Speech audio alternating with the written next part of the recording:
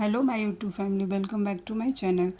आज मैं आपको चॉकलेट की गार्निशिंग बनाने की विधि बता रही हूँ। जिस तरह से मैं बनाती हूँ, मैं प्रोफेशनल हूँ। मैं बहुत ही साधारण सी लेडी हूँ जो घर से कोशिश कर रही हूँ।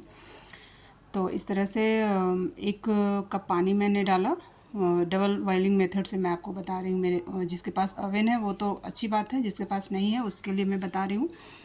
उधर मैंने 1 कप पानी डाला है और ये आपको देखना है कि जो दूसरा वाला बर्तन मैं रख रही हूँ जिसमें चॉकलेट डाल रही हूँ, वो वाला का जो लीड है वो पानी से टच ना करे, ऊपर ही रहे।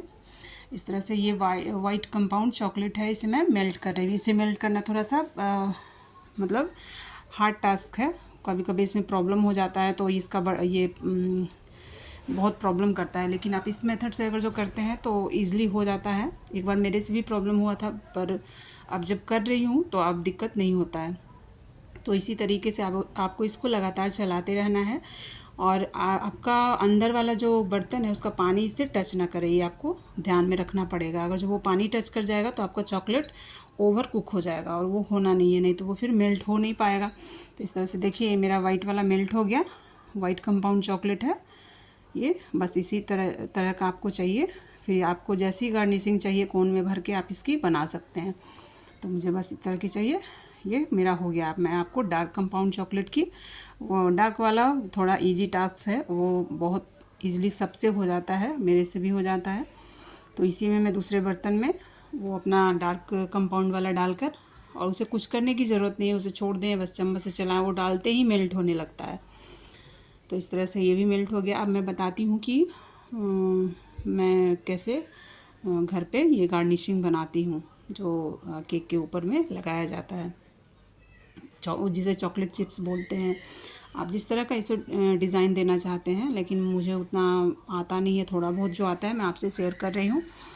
तो आपके घर में कोई भी हार्ड शीट है प्लास्टिक की, अगर जो वो भी नहीं है तो मैं तो अपने बच्चे का जो स्पाइरल रोलिंग कॉपी जो आता है जिसे बच्चे पढ़ते हैं, उसके ऊपर वह मैं एक, आप देखती होंगी प्लास्टिक लगा हुआ रहता है, मैं उसमें जो बच्चे पढ़ के मतलब ये भर जाती है कॉपी, हाँ, उसका मैं वो प्लास्टिक का शीट निकाल लेती हूँ। उसे मतलब 2 भाग में डिवाइड करके पतला पतला सा काट के, और उसे देखिए, मैं आपको दिख रहा होगा, मैं वहाँ पे रखी हूँ।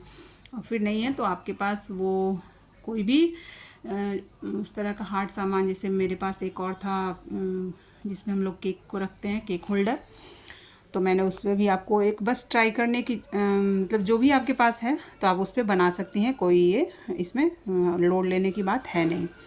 तो इस तरह से मैंने वाइट कंपाउंड जो था वो कोन में भर चुकी थी, और उससे मैं इस तरह की मतलब कुछ डिज़ाइनिंग नहीं करना, बस ऐसे ऐसे आपको ये चला देना है। और आपके पास है तो फिर उल्टा साइड से भी चला दीजिए इसी तरीके से, लेकिन मेरे पास कम था तो मैं एक ही बार मतलब देने का कोशिश करी। इधर देखिए, मेरे चॉकलेट थोड़ा जम रहा था तो कभी मतलब गिर नहीं रहा है, तो ऐसा होता है। फिर उसे साफ़ कीजिए, ये तो फिर चलने लगेगा।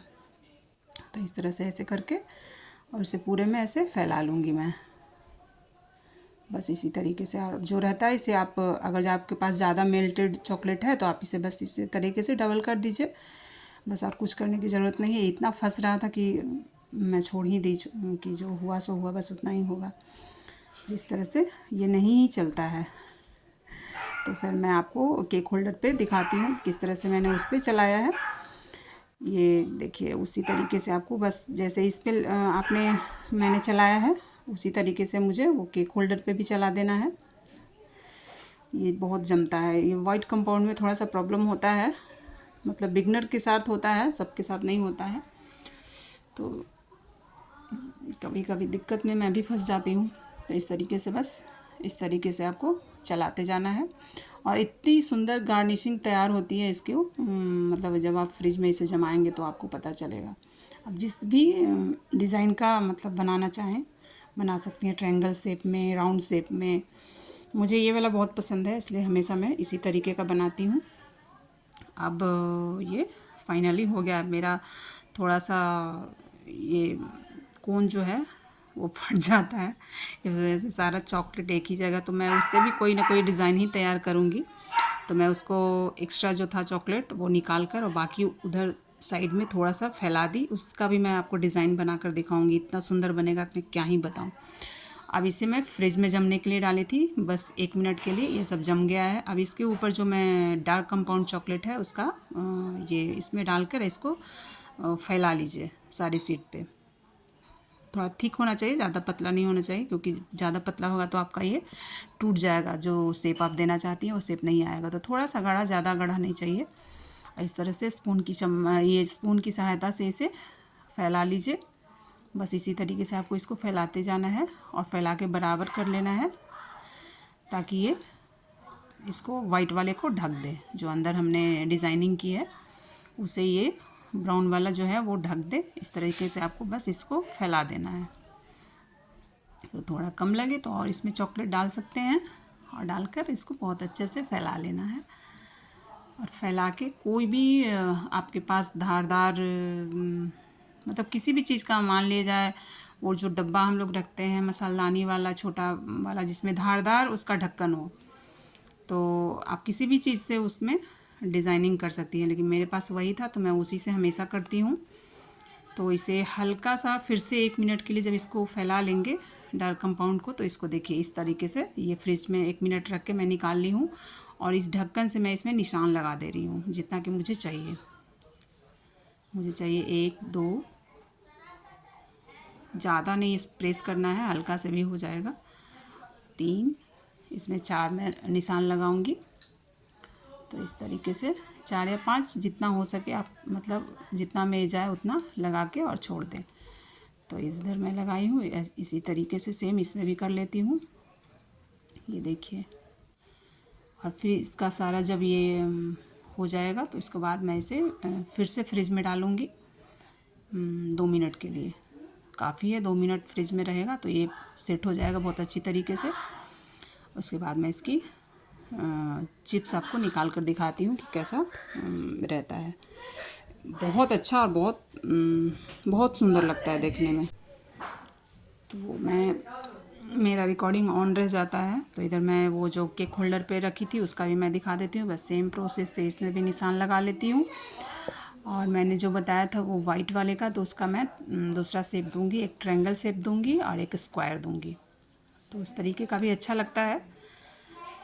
तो इस तरीके से इसे भी मैं निशान लगाकर और फ्रिज में इसे जमने के लिए 1 या 1.5 मिनट के लिए, 1 मिनट में काफ़ी है, छोड़ दूँगी। फिर इसका भी मैं आपको निकाल कर दिखाऊँगी, या फिर ये इजली जैसे वो निकलेगा वैसे वही इस पर से भी निकलेगा। तो ये कोई मतलब इसमें कोई दिक्कत की बात नहीं है। इसमें मुझे डिज़ाइन का कोई मेरे पास ये नहीं था, तो मैं इसमें चाकू से निशान लगा रही हूँ इसका स्क्वायर का। और फिर मैं 2 स्क्वायर बनाऊंगी और एक बचेगा मेरे पास, उसका मैं रेक्टेंगल शेप दूंगी। बस काफ़ी है। तो बस इसी तरीके से आपको भी निशान लगा के और ये बना लेना है।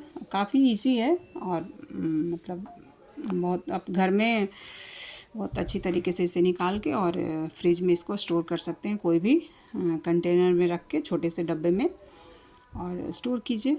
जब भी केक बनाती हैं तो केक के ऊपर से आपको डिज़ाइनिंग करने के लिए मिल जाएगी। ये देखिए इस तरीके से मेरी सारी डिज़ाइनिंग जो है वो निकल जाएगी। देखिए, है ना अच्छा, घर का बहुत अच्छा। और आप भी इसको कोई भी केक में डेकोरेशन में इस्तेमाल कर सकती हैं। तो continue watching, thanks for, bye bye.